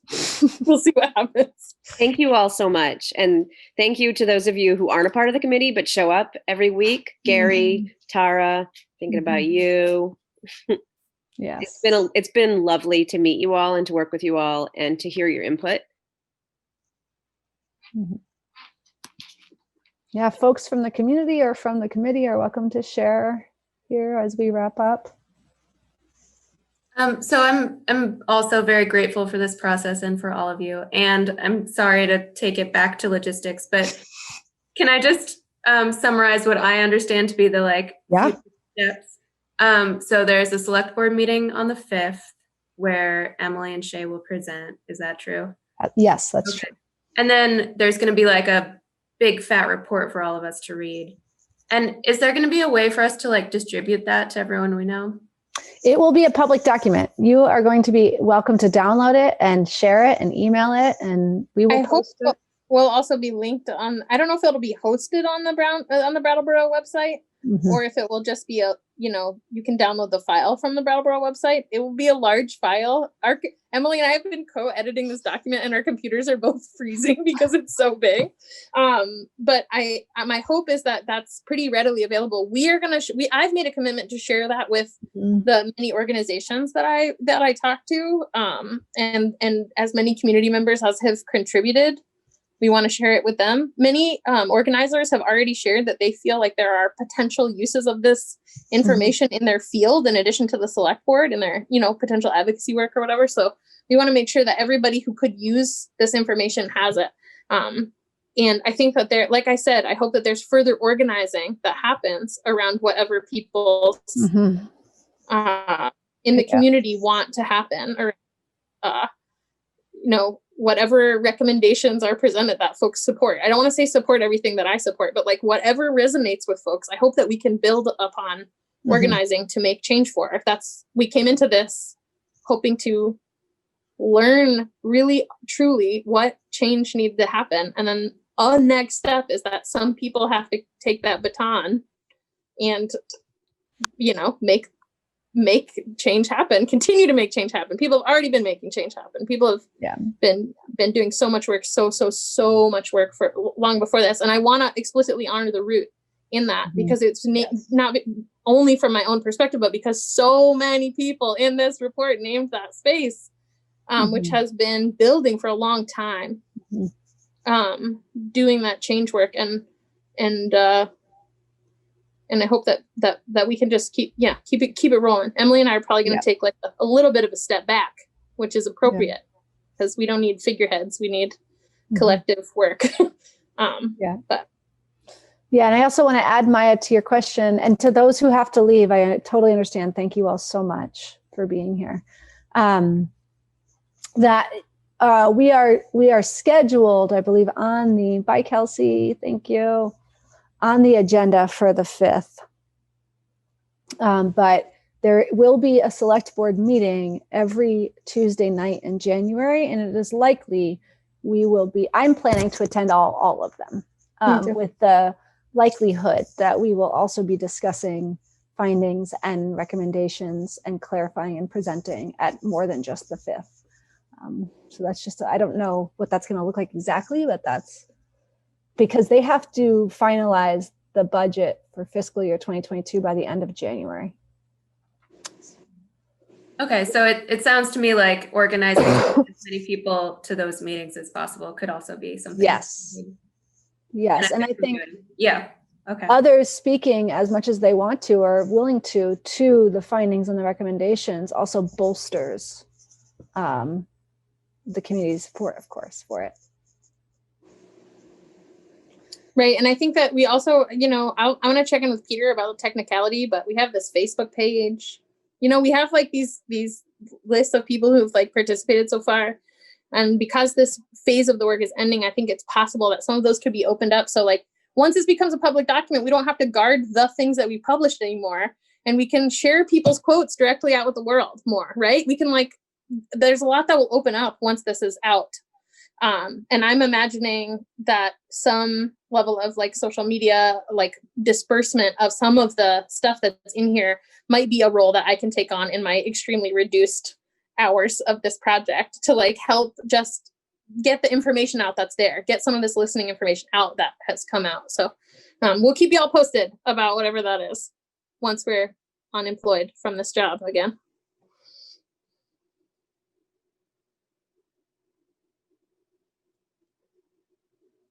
All right. Is there any other questions or ritualistic ending that we need to do? What do you think? A round of applause? Is that Gary chiming back in? I just want to say you guys are the spark that set the fire. Get this thing going. And this one thing, this fire will never go out. It'll keep burning. Believe me, and I'll see you guys next year. I promise you. And I will be I there. know it will. Thank you so much, Gary, for your commitment to this work. Absolutely. Thank you for your commitments and for your teamwork and for your efforts. Like, how do you say, Shay? With the team, there's no dream. Or is it no team? Teamwork is the dream work. That's right. The dream, raise that roof up. Whoop, whoop. I'll see you guys then. Looking forward to seeing you guys. Thank you. You got it. Shall we do a round of applause for this huge amount of work that we all just did? Thank you. Woo! Yay, thank you. And our email address will be active for just a little bit while longer. So if you have things to say to us, please email us. Okay. Be in touch. All right. Bye, folks. Don't be Thank you. strangers. Bye, everybody.